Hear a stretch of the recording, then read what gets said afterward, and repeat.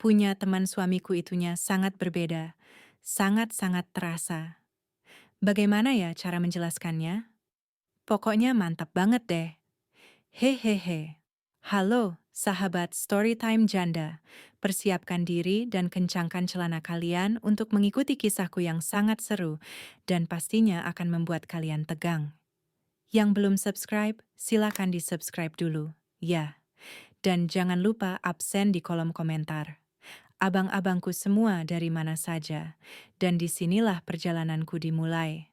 Hari itu listrik di rumah padam tiba-tiba. Sudah 3 hari terakhir lampu sering mati sendiri, dan malam itu semuanya benar-benar gelap.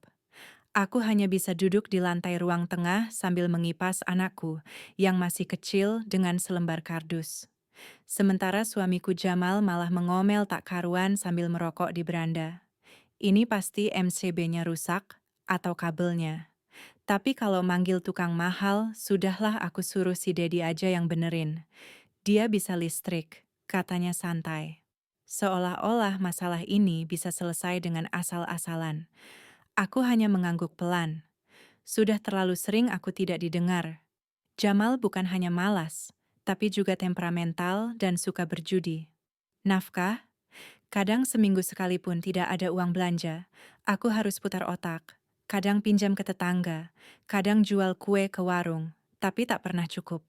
Yang membuatku bertahan hanya anakku. Ya, hanya anakku.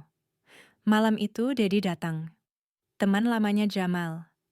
Pria itu datang dengan baju kerja lusuh dan membawa obeng serta senter kecil. Jamal menyambutnya dengan gaya malas khasnya dan langsung menyuruhnya ke belakang.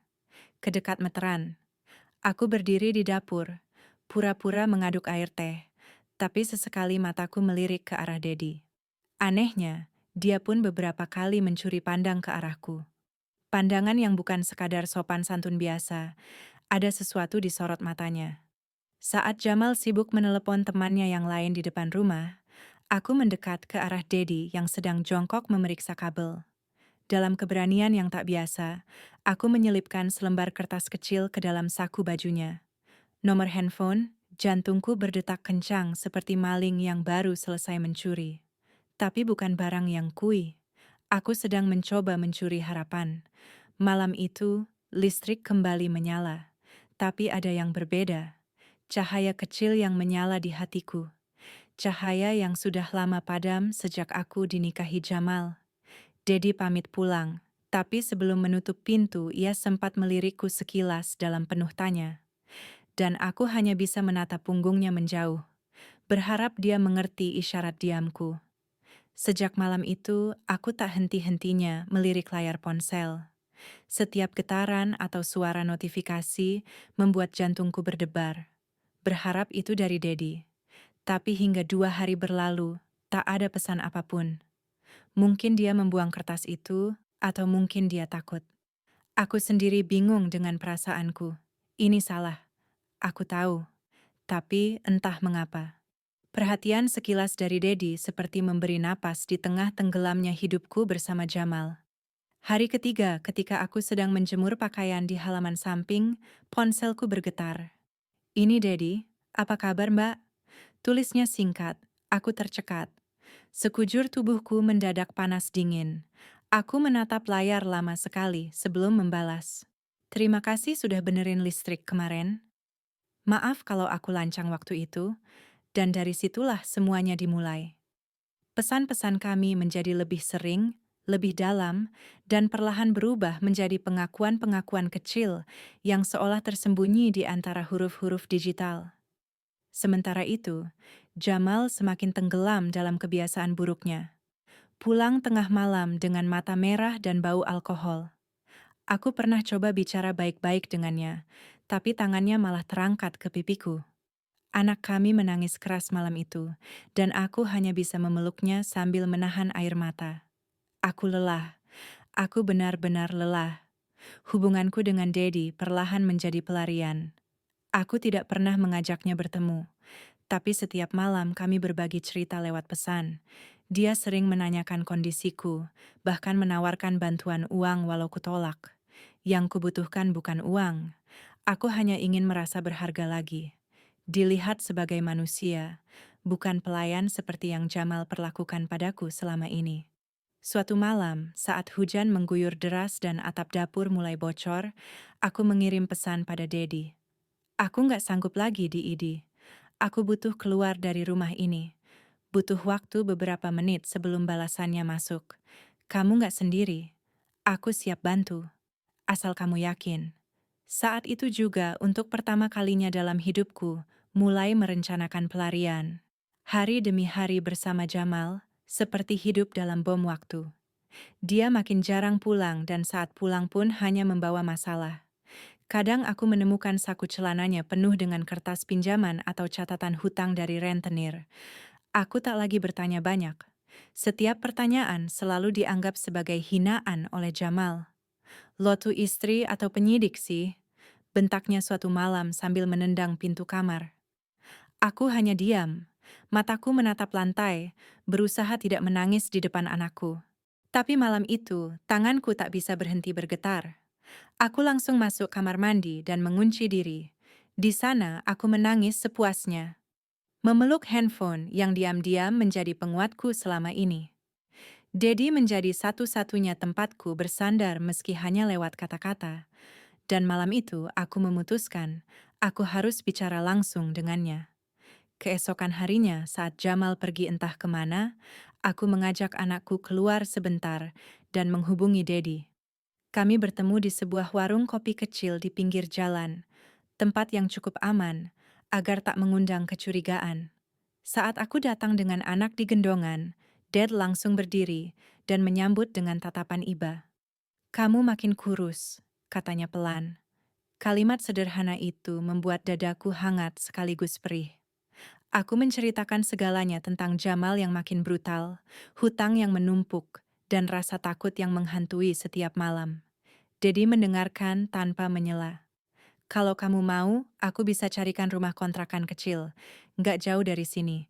Untuk sementara kamu dan anakmu bisa tinggal di sana. Gratis. Aku yang tanggung semuanya. Katanya mantap. Aku terdiam. Hati kecilku berteriak ingin berkata, ya, tapi beban di pundakku membuatku ragu. Bagaimana kalau Jamal mencariku? Bagaimana kalau dia marah dan nyakitin aku lagi? Tanahku pelan. Dad menatapku serius. Kamu nggak akan sendiri. Aku di sini dan aku nggak akan biarin kamu terluka lagi. Dan disitulah aku tahu bahwa mungkin kebebasanku hanya tinggal satu langkah lagi. 2 hari setelah pertemuan itu, Dedi kembali menghubungiku. Ia mengirim foto rumah kontrakan mungil di pinggiran kota dengan kat biru muda yang tampak menenangkan. Sudah aku bayar untuk 3 bulan ke depan, tulisnya. Aku menatap foto itu lama sekali. Rasanya seperti melihat pintu keluar dari penjara. Tapi entah kenapa, kakiku masih ragu untuk melangkah.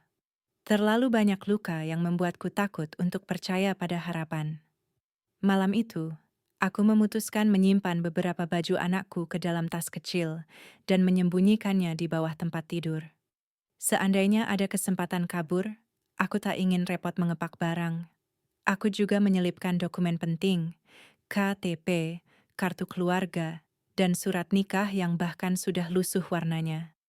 Hatiku berdebar setiap kali mendengar suara langkah kaki Jamal. Aku takut ia tahu. Dan seperti biasa, tangannya yang akan bicara lebih dulu. Dedi memberiku nomor ojek langganannya. Kalau kamu siap, tinggal kabari.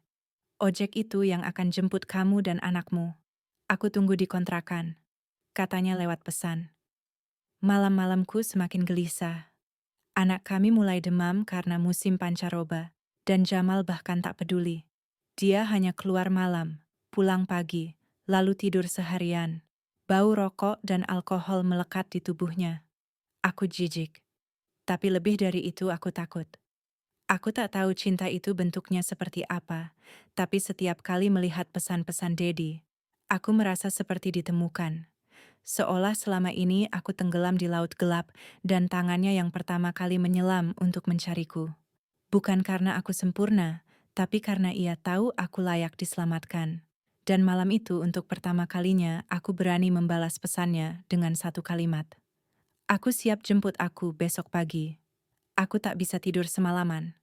Aku duduk di samping anakku yang sedang demam, menggenggam tangan mungilnya dan berdoa dalam hati. Besok adalah hari yang tak pasti, tapi satu hal yang ku tahu, aku tidak bisa lagi hidup seperti ini. Aku sudah terlalu lama menunggu, terlalu lama diam. Dan besok adalah langkah pertama menuju hidup yang seharusnya. Subuh belum lama lewat ketika aku memasukkan anakku yang masih mengantuk ke dalam gendongan. Jamal masih tidur pulas di ruang depan. Dengkurnya bercampur bau alkohol yang menyengat. Aku berjalan pelan, menahan napas di setiap langkah. Suara engsel pintu seolah terdengar seperti raungan keras di telingaku. Tapi aku harus pergi hari ini, sekarang atau tidak sama sekali. Di ujung gang, motor ojek yang dijanjikan Dedi sudah menunggu. Si driver menatapku dan langsung berkata, "Saya disuruh Mas Dedi, Bu. Ayo naik cepat." Aku naik sambil menggenggam anakku erat. Rasanya seperti dikejar bayangan. Aku tidak tahu apakah Jamal akan sadar dan mengejar kami. Tapi sepanjang perjalanan, aku hanya bisa berdoa agar ini bukan keputusan yang salah. Kurang dari setengah jam kemudian, motor berhenti di depan rumah kecil bercat biru muda. Sama persis seperti foto yang Dedi kirimkan, Dedi sudah menunggu di teras, berdiri seperti orang yang gelisah menunggu kabar penting. Saat melihatku turun dari motor, dia langsung menghampiri dan meraih tas gendongku. "Masuk cepat, kamu pasti capek," katanya dengan suara yang sangat berbeda dari Jamal, lembut dan tulus. Di dalam rumah, semuanya sederhana tapi bersih. Ada 2 kamar kecil, 1 dapur, dan ruang tamu yang cukup nyaman. Dedi menyiapkan teh hangat dan bubur instan untuk anakku. Aku menatapnya, dan entah kenapa air mata yang sejak tadi kutahan akhirnya jatuh. Bukan karena sedih, tapi karena untuk pertama kalinya dalam bertahun-tahun, aku merasa aman, merasa dihargai, merasa seperti manusia. "Mulai sekarang kamu nggak perlu takut lagi," kata Dedi sambil duduk di seberangku. Aku mengangguk pelan. Hati ini belum berani berharap terlalu jauh. Tapi dalam diam, aku tahu aku sedang jatuh cinta pada seseorang yang datang, bukan untuk menyelamatkan hidupku, tapi untuk mengajakku hidup kembali. 2 hari berlalu di rumah kontrakan itu, dan semuanya terasa seperti mimpi. Aku bisa memasak tanpa takut piring pecah karena Jamal mengamuk. Aku bisa tidur tanpa cemas. Apakah akan terbangun karena tamparan atau teriakan? Anakku pun mulai membaik. Demamnya turun dan senyumnya perlahan kembali. Dedi sering datang membawa kebutuhan harian, beras, susu, bahkan mainan kecil untuk anakku. Dia benar-benar memperhatikan kami tanpa pernah meminta imbalan apun. Tapi meski sudah jauh dari Jamal, aku tahu aku belum sepenuhnya bebas. Beberapa tetangga mengirim pesan. Katanya Jamal mengamuk saat tahu aku pergi. Dia membanting barang, menuduhku selingkuh. Bahkan sempat bertanya ke warung-warung, apakah ada yang melihatku? Aku hanya bisa menggigit bibir sambil membaca pesan itu. Dedi melihat wajahku menegang dan langsung duduk di sampingku. "Dia nggak akan bisa menyentuh kamu lagi. Aku jaga kamu," katanya mantap.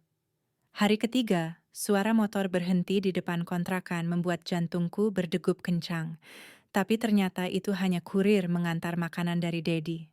Aku tersenyum lega, tapi rasa waspada belum mau pergi. Setiap detik seakan dihantui bayangan masa lalu, aku tahu Jamal belum menyerah. Orang seperti dia tidak akan tinggal diam setelah kehilangan mainannya. Dia pasti akan cari cara untuk balas dendam. Dedi menyarankan agar aku segera mengurus perceraian. "Aku tahu ini berat, tapi kamu harus lepas secara hukum, biar dia nggak punya kuasa apa-apa lagi atas kamu," katanya. Aku mengangguk pelan. Dalam hati, aku pun ingin hal yang sama. Tapi aku juga tahu perceraian dengan orang seperti Jamal tidak akan mudah. Dia bukan tipe yang akan mengerti atau menerima kenyataan. Malam itu aku tak bisa tidur. Di sisi anakku yang sudah tertidur pulas, aku menatap langit-langit kamar kontrakan yang sederhana. Aku belum tahu apa yang akan terjadi besok, tapi satu hal sudah pasti. Aku tidak akan pernah kembali.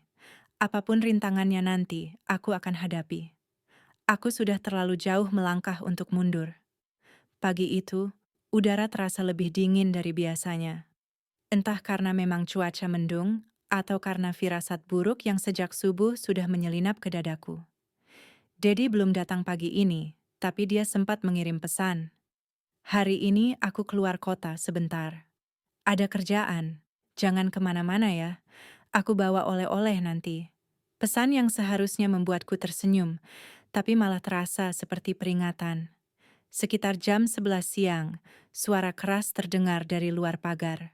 Aku mengintip dari balik tirai jendela. Dunia seakan berhenti berputar saat kulihat sosok itu berdiri di depan kontrakan. Jamal, wajahnya kusut, matanya merah, dan tangannya mengepal. Ia berteriak-teriak menyebut namaku, menghantam pagar besi dan mengancam akan membakar rumah jika aku tak keluar. Dasar perempuan pengkhianat. Keluar lo. Gua tahu lo di dalam. Tanganku gemetar. Anakku terbangun dan langsung menangis karena mendengar teriakan itu. Aku memeluknya erat-erat, mencoba menenangkan, sekaligus melindungi. Aku tahu ini akan terjadi cepat atau lambat, tapi menghadapinya tetap membuat napasku tercekat. Aku tak berani membuka pintu. Sebaliknya, aku mengambil ponsel dan langsung menelepon Dedi, tapi tidak diangkat. Kupanggil lagi, tetap tidak tersambung. Panik mulai merayap naik. Beberapa tetangga mulai berdatangan mencoba menenangkan Jamal, tapi dia seperti orang kesurupan. Kata-katanya makin kasar, menyebutku dengan hinaan-hinaan yang selama ini hanya dia bisikkan di rumah. Kini dia meludahkannya ke udara terbuka. Ke semua orang yang mau mendengar. Rasa malu dan takut bercampur jadi satu. Aku seperti kembali ke neraka yang baru saja kutinggalkan. Akhirnya, seorang bapak tetangga memanggil polisi. Tak butuh lama, 2 orang petugas datang dan membawa Jamal menjauh. Meski dia masih berteriak sambil meronta, aku hanya bisa terduduk di lantai. Memeluk anakku, napasku tersengal. Tubuhku dingin oleh ketakutan. Hari itu aku sadar, bayangan dari masa lalu tak akan hilang begitu saja. Tapi untuk pertama kalinya ada orang-orang yang tak membiarkanku menghadapinya sendirian. Sore itu, setelah keadaan tenang, Dedi akhirnya menghubungiku. Suaranya terdengar cemas dan tergesa. Aku baru lihat panggilanmu. Maaf banget, sinyal di proyek tadi hilang. Kamu nggak apa-apa kan? Aku langsung ke sana sekarang. Aku hanya bisa menjawab pelan. Jamal datang. Tak butuh waktu lama. Dedi tiba dengan wajah penuh kekhawatiran. Ia langsung memelukku, dan untuk sesaat semua ketakutan terasa reda. Setelah memastikan anakku tertidur, aku dan Dedi duduk berdua di ruang tamu kontrakan. Kami bicara panjang malam itu. Aku menceritakan semuanya bagaimana Jamal menggedor pagar, menghina, dan mengancam. Dedi menatapku dengan sorot yang sulit kugambarkan. Marah, sedih, dan bersalah bercampur jadi satu. Ini nggak bisa dibiarkan. Aku harus urus ini sampai tuntas, katanya dengan nada tegas. Keesokan harinya kami mendapat kabar mengejutkan. Polisi yang menangkap Jamal malam sebelumnya ternyata juga menemukan laporan lain yang mengarah padanya. Pencurian uang di sebuah toko bahan bangunan. Pemilik toko mengenalinya dari rekaman CCTV. Saat itu juga status Jamal berubah dari pelaku pengganggu rumah tangga menjadi tersangka kriminal. Entah mengapa, aku merasa lega tapi juga sedih. Sejahat-jahatnya dia. Dulu aku pernah mencintainya. Ini kesempatan kamu buat benar-benar bebas, kata Dedi sambil menyerahkan map berisi dokumen. Di dalamnya ada surat permohonan cerai yang dia bantu siapkan. Tinggal kamu tanda tangan. Aku bantu urus semuanya lewat pengacara. Aku menatap map itu lama sekali. Jantungku berdebar, tanganku dingin. Tapi saat menatap wajah anakku yang sedang main mobil-mobilan kecil di lantai, aku tahu aku harus memilih masa depannya. Malam itu, aku menandatangani surat itu. Rasanya seperti melepaskan beban bertonton dari pundak. Aku menangis setelahnya, bukan karena sedih, tapi karena lega. Dedi menggenggam tanganku. Kamu sudah sangat kuat sekarang. Biar aku yang jaga kamu. Dan untuk pertama kalinya aku percaya mungkin cinta yang sebenarnya memang datang di saat kita paling hancur. Proses perceraian berjalan lebih cepat dari yang kud. Mungkin karena Jamal sudah berada dalam tahanan dan tak bisa hadir di sidang pertama. Saat petugas pengadilan datang membawa berkas resmi untuk ditandatangani, aku menatap kertas itu seperti sedang melihat nisan masa laluku. Di sana tertulis jelas, gugatan cerai diterima. Aku menandatangani tanpa ragu, meski tangan sedikit bergetar, bukan karena takut, tapi karena perasaan lega yang luar biasa. Beberapa hari setelahnya, Dad mengajakku dan anakku makan di taman kota. Cuaca cerah, angin berembus pelan, dan senyum anakku tak lepas dari wajahnya saat Daddy mengajaknya naik perahu angsa. Aku duduk di bangku taman memperhatikan mereka. Ada sesuatu yang hangat menyelimuti hatiku. Bukan sekadar rasa suka, tapi juga rasa aman. Dedir sebagai penyelamat, tapi juga sebagai harapan baru yang benar-benar tulus. Sore itu kami duduk bertiga di bawah pohon besar, makan gorengan yang dibeli dari pedagang kaki lima. Aku tahu waktunya belum tentu tepat, kata Dedi pelan. Tapi aku serius sama kamu. Kalau kamu siap, aku ingin kamu jadi istriku. Bukan karena kasihan, tapi karena aku cinta kamu. Aku menoleh, menatap matanya. Di sana tak ada desakan, hanya ketulusan yang tak bisa disangkal. Aku menarik napas panjang. Aku nggak tahu gimana harus jawab. Di idi hatiku masih luka, tapi aku tahu satu hal. Aku nggak takut lagi kalau ada kamu. Dia tersenyum dan menggenggam tanganku pelan. Kita bisa sembuh bareng-bareng. Aku nggak buru-buru. Aku tunggu kamu siap. Kalimat itu membuatku hampir menangis. Dulu aku harus memohon untuk dimengerti. Sekarang ada seseorang yang bersedia menungguku pulih. Malam itu, saat anakku tidur di pangkuanku, aku mengirim pesan singkat pada Dedi. Kalau suatu hari aku bilang, "Ya, kamu masih mau." Balasannya datang hanya dalam hitungan detik selamanya. Dan aku tahu masa depan yang dulu kupikir mustahil, kini mulai terlihat bentuknya. Beberapa minggu berlalu, dan hidupku perlahan mulai menemukan ritmenya. Aku kembali membuat kue untuk dijual di warung-warung sekitar seperti dulu, saat masih bersama Jamal. Bedanya kali ini tanpa teriakan dan ancaman yang mengintai setiap langkahku. Dedi selalu datang sore hari membawakan kebutuhan dapur, kadang juga mainan kecil untuk anakku. Ia tak pernah menuntut apa-apa, tak pernah memaksa. Dia hanya hadir, dan itu lebih dari cukup untuk membuat hatiku tenang. Suatu sore, langit mendung menggelayut di atas kontrakan. Aku baru saja selesai mencuci piring saat Dedi datang sambil membawa payung dan bungkusan plastik. "Tutup mata dulu," katanya dengan senyum lebar. Aku tertawa kecil, merasa seperti gadis remaja yang sedang jatuh cinta untuk pertama kalinya. "Apa sih, Didi?" Tapi sebelum sempat bertanya lebih jauh, dia mengeluarkan sebuah kotak kecil dari sakunya dan berlutut di depan pintu dapur. Aku membeku. Hujan mulai turun perlahan, dan suara rintiknya menjadi latar sempurna untuk momen itu. "Aku tahu kamu belum sepenuhnya sembuh, tapi aku ingin jadi bagian dari prosesmu. Aku ingin kamu dan anakmu menjadi keluargaku. Mau enggak jadi istriku?" Suaranya pelan, tapi penuh makna. Aku menatap matanya lalu ke arah anakku yang sedang bermain di ruang tamu dengan mainan pemberian Dedi. Dalam sekejap aku melihat masa depan yang dulu kupikir hanya milik orang lain. "Aku nggak sempurna, Didi." Jawabku pelan, hampir berbisik, "Aku punya banyak luka. Tapi kalau kamu siap menemaniku, aku siap melangkah." Dedi tersenyum lalu membuka kotak itu. Cincinnya sederhana, tapi aku tahu nilainya lebih dari sekadar logam. Dengan tangan gemetar, aku menerimanya.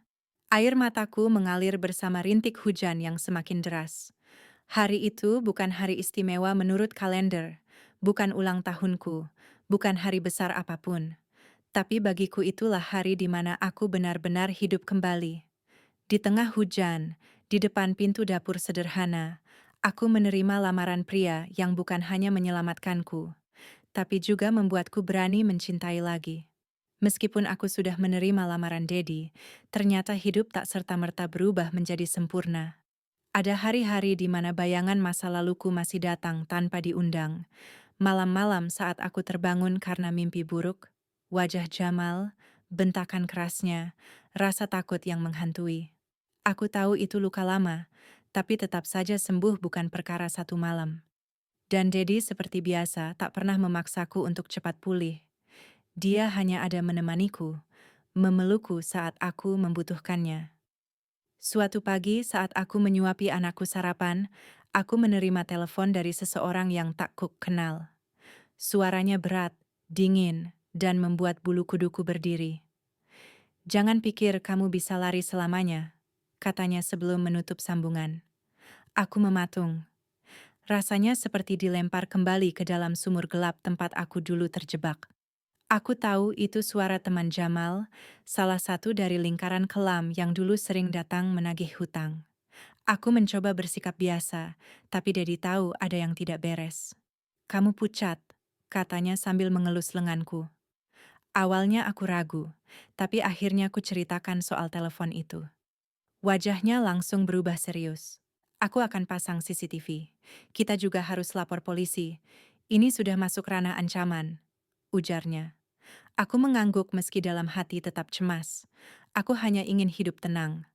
Kenapa masa lalu tak mau pergi? Hari itu, Dedi langsung bertindak. Ia datang membawa 2 kamera kecil dan memanggil tukang untuk memasangnya di depan dan belakang kontrakan. Ia juga memberiku semacam panic button, aplikasi di ponsel yang bisa langsung mengirim lokasi ke polisi dan ke dirinya. "Jika aku dalam bahaya, sekarang kamu nggak sendirian lagi," ucapnya. Kata-kata itu seperti pelindung tipis di tengah badai. Malamnya aku memeluk anakku lebih erat dari biasanya. Di luar, hujan kembali turun, seolah langit ikut mengerti beban hatiku. Aku menatap jendela dan bergumam pelan. Aku hanya ingin bahagia, meski harus melawan sisa-sisa kabut yang terus menghantuiku. Dan entah mengapa, meski hatiku masih bergetar, aku tahu aku berada di tempat yang tepat bersama orang yang tepat. Beberapa hari setelah teror telepon itu, aku mendapat kabar mengejutkan dari salah satu tetangga lama yang masih sering mengabariku. Jamal resmi ditahan untuk waktu yang cukup lama karena terbukti mencuri uang dan terlibat dalam kasus perjudian besar yang melibatkan beberapa tokoh di kota. Dia nggak bakal keluar dalam waktu dekat. Tulis pesan itu, aku membaca berulang kali, mencoba memastikan bahwa aku tidak sedang bermimpi. Kabar itu menyebar cepat di lingkungan lama kami. Banyak yang kaget, tapi juga tak terlalu heran. Jamal memang sudah lama dikenal sebagai beban masyarakat. Aku merasa aneh, tidak bahagia, tapi juga tidak sedih. Yang kurasa hanyalah lega. Akhirnya hidup memberinya pelajaran yang selama ini tak pernah berhasil aku ajarkan lewat air mata atau luka di tubuhku. Karma datang, dan kali ini tak bisa ia tolak. Dedi datang sore itu membawa kue favoritku dan anakku. Dia tahu kabar tentang Jamal dari tetangga juga. Saat aku membukakan pintu, dia hanya berkata, "Sudah waktunya kamu tenang." Aku mengangguk, dan tanpa sadar memeluknya. Pelukanku tak lagi penuh ketakutan atau keraguan. Kali ini pelukanku tulus sebagai perempuan yang akhirnya bisa bernapas lega setelah sekian lama tertahan dalam tekanan. Malamnya aku duduk di samping jendela sambil menatap bulan. Aku membayangkan diriku dulu. Perempuan rapuh yang takut berbicara, takut bermimpi, apalagi mencintai lagi. Dan kini di sisiku ada seseorang yang selalu hadir, tanpa pernah memaksa. Anakku pun tumbuh dalam suasana yang jauh lebih damai, jauh dari bentakan atau suara pecahan gelas. Rumah kecil ini, kontrakan sederhana ini telah menjadi surga bagi kami. Di akhir malam, Dad mengirim pesan pendek. "Besok kita ke Kawa." "Ya, urus syarat-syaratnya dulu. Pelan-pelan aja, aku akan selalu ada." Kubalas dengan satu kata. Iya, hanya satu kata, tapi bagiku itu lebih dari cukup untuk menandai awal kehidupan baru yang sungguh-sungguh bebas. Pagi itu, kami datang ke Kawa dengan membawa semua berkas yang diperlukan. Rasanya seperti mimpi. Aku yang dulu bahkan tak berani pergi ke warung sendiri tanpa izin Jamal. Kini melangkah mantap bersama pria yang kucintai. Bukan karena paksaan, tapi karena pilihan hati. Dedi menggenggam tanganku erat. Tatapannya tenang, meyakinkan aku merasa aman untuk pertama kalinya dalam hidupku. Petugas KUA menyambut kami dengan ramah. "Sudah siap memulai kehidupan baru, Bu?"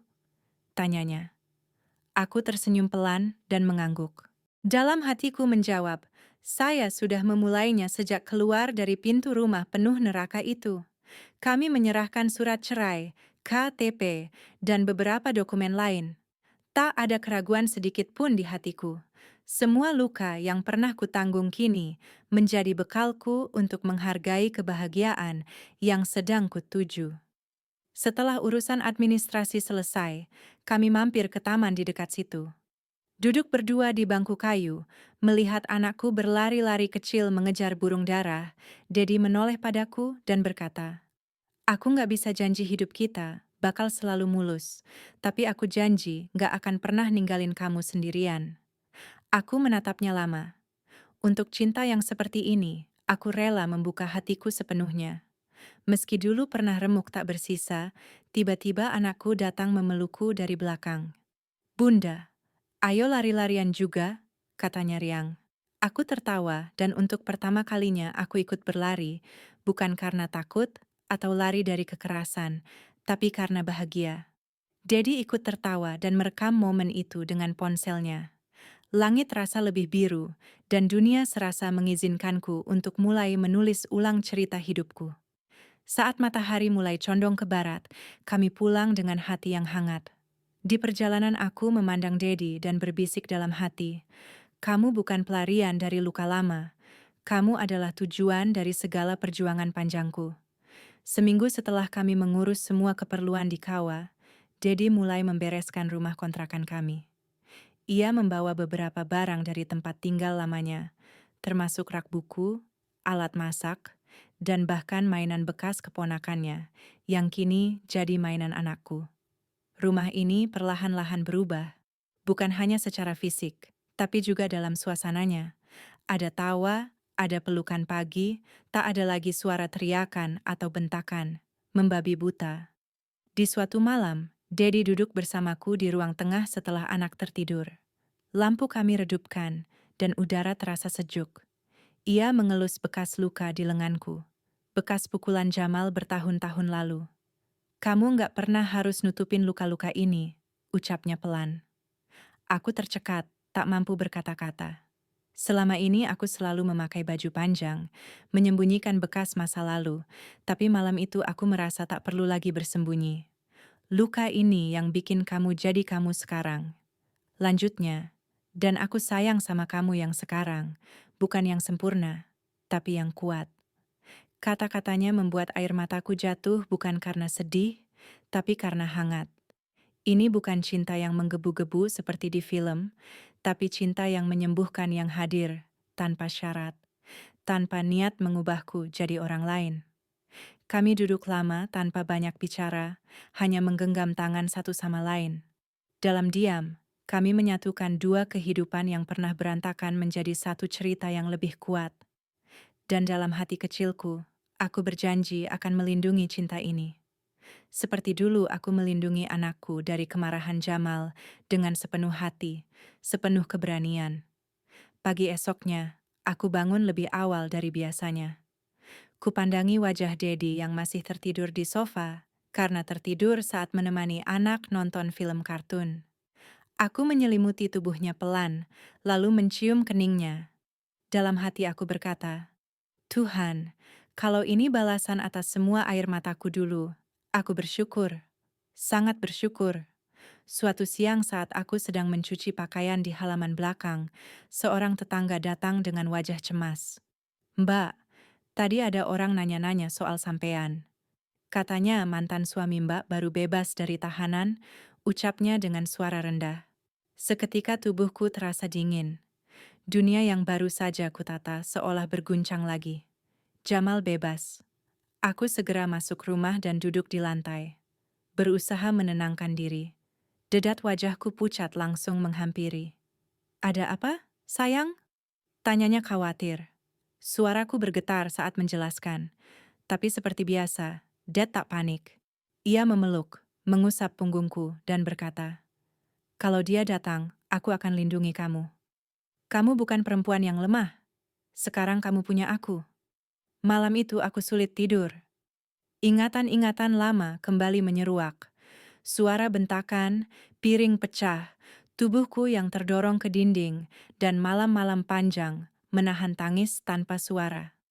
Aku tak ingin kembali ke neraka itu, meskipun hanya dalam ingatan. Tapi di ranjang sebelahku, Dedi memelukku erat. Pelukannya seperti pelindung, menyelimuti luka-luka lama agar tak lagi berdarah.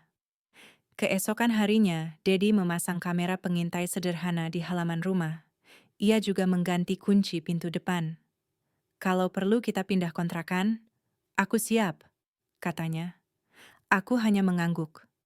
Masih belum pulih dari rasa takut. Tapi di sisi lain, aku merasa kuat karena aku tidak sendiri. Aku tidak seperti dulu. Kali ini aku punya seseorang yang tidak akan membiarkanku hancur sendirian. Dan malam itu sebelum tidur, aku menatap wajah anakku. Ia tertawa kecil dalam tidurnya. Mungkin mimpi sedang membawanya ke taman atau melihat burung seperti minggu lalu. Aku mengelus kepalanya dan berbisik, "Ibu akan jaga kamu. Tak akan kubiarkan siapapun menyentuhmu lagi. Termasuk dia yang dulu pernah jadi ayahmu." Hari itu aku mengantar anakku ke warung kecil di ujung gang. Baru saja aku keluar dari gang rumah, sebuah motor berhenti mendadak di depan kami. Jantungku serasa berhenti berdetak. Di atas motor itu berdiri Jamal dengan wajah kurus, mata cekung, dan tatapan marah yang masih sama seperti dulu. "Enak ya, kamu hidup senang sekarang," katanya ketus. Anak kecilku langsung memeluk kakiku. Ketakutan aku berdiri tegak. Dulu aku mungkin akan gemetar, tapi tidak hari ini. "Apa yang kamu mau, Jamal?" Tanyaku tajam. Ia turun dari motor mendekat dengan tatapan membakar. "Kamu pikir bisa ambil anakku dan nikah sama temanku sendiri tanpa izin?" "Hah?" Ia mencengkeram lenganku, membuat anakku menangis. Namun sebelum aku sempat berteriak, terdengar suara bentakan dari belakang. "Lepaskan dia, Jamal." Ternyata Dedi datang dengan langkah cepat. Wajahnya berubah jadi sangat serius, bukan seperti Dad yang biasa lembut. Tanpa pikir panjang, Dad menepis tangan Jamal dari lenganku, lalu berdiri di antara kami. "Kalau kamu berani menyentuh dia lagi, aku nggak akan diam." Jamal tertawa sinis. "Kamu pikir, kamu siapa?"